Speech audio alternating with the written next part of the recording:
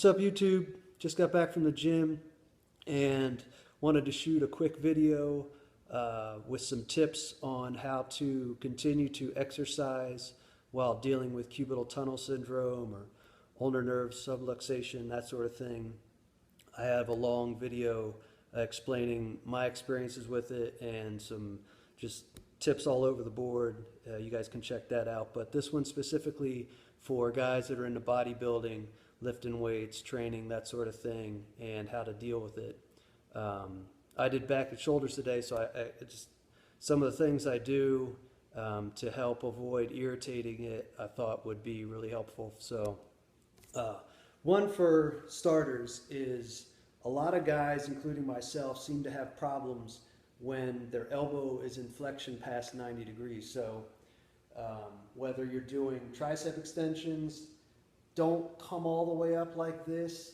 You know, this extra little bit here I can feel it irritate my nerve because I just got done working out, so everything's kind of tingly and sensitive. It's not worth it. It's not going to make that much of a difference. Just, you know, get a full contraction at the bottom, come down, come up to about right here, and then just squeeze it. Same thing with biceps. If you're doing a bicep curl, a lot of guys want to come up and, you know, your shoulders start to come into play, but people think you get a better, you know, pump or whatever if you bring it up and squeeze it like this. Keep your elbows at your sides, bring it up, and just squeeze it here. You can still get a really good contraction without having to go that extra, which I can feel, and you guys will probably feel too in your elbow. You'll really feel that nerve kind of pop out, and you'll feel the pressure building up around here. And that's when you start getting pain and everything else. So, and that comes into play with back too.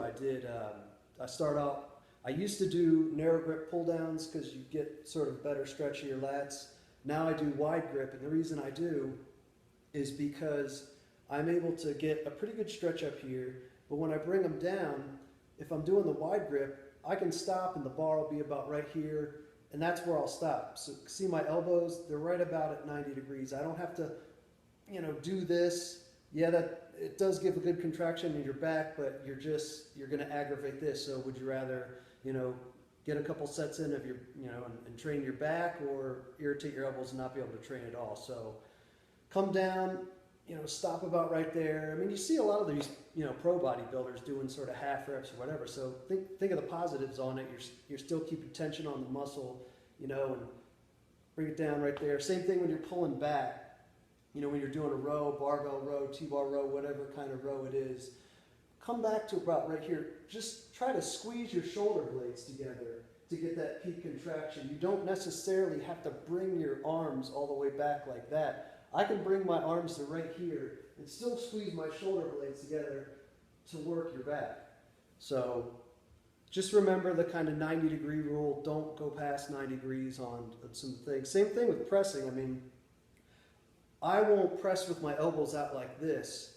When I do bench, I'll usually do dumbbells, and I'll keep a sort of neutral kind of grip like this, and I'll bring them down kind of in like a, you know, I guess a power lifter type thing, and come back right here. As you can see, my arm's about 90 degrees, and then come up. I've actually found that I can feel it more in my chest when I do that anyway. This I feel a lot more in my shoulders. And then, you know, things like decline presses or stuff where your arm isn't going back down as far because you're kind of doing this motion as well. So that's helpful. Number two, and this should be self-explanatory for all you guys, don't do anything overhead extensions. Anything like this really puts your ulnar nerve in a stretch, and when it does pop out, it's going to hurt even more. It's going to cause numbness even more. I can feel it in my hand when I'm just showing you guys right now. So same thing with shoulder presses. I don't do them anymore. Just do some, you know, front raises, you know, 3 sets of side, and then do your rears. You can still get a pretty good shoulder workout with that. I did it today, and I was fried by the end.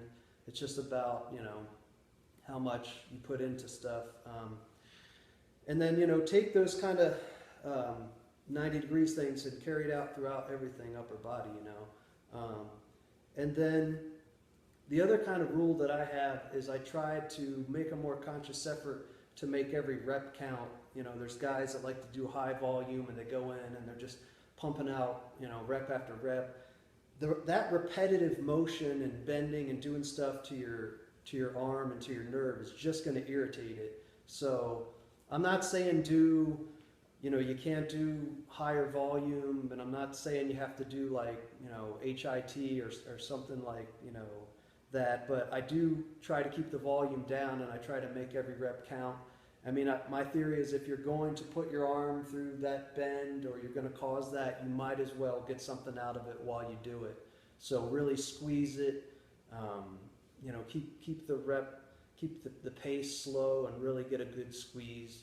Make every rep count. Make it as hard as possible, because you don't want to have to be in there doing 20 sets of something. It's just going to make it worse. So try to keep the volume down. Try to make every rep count so that you can get in there and do low volume and still feel like you get a good workout. And that's pretty much it for the stuff I do. I hope that helps. I know it helps me. I'm still able to work out. I'll probably work out all the way up until I get my surgery, because it helps you keep a good positive attitude. Helps, it's but they say it's better than antidepressant, getting some exercise in. So, if you can work out with weights 3 days a week and that's what you love to do, and modifying your exercises lets you do it, then that's better than trying to be, stubborn and doing things the same way because you think you have to, and then just hurting yourself and you're not able to train at all. So hope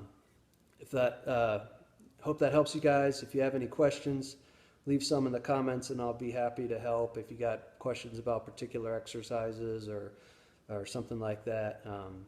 But good luck with your training, and let me know how you guys are doing with your nerve issues as well. See if that helps. So, all right, take care. Aloha.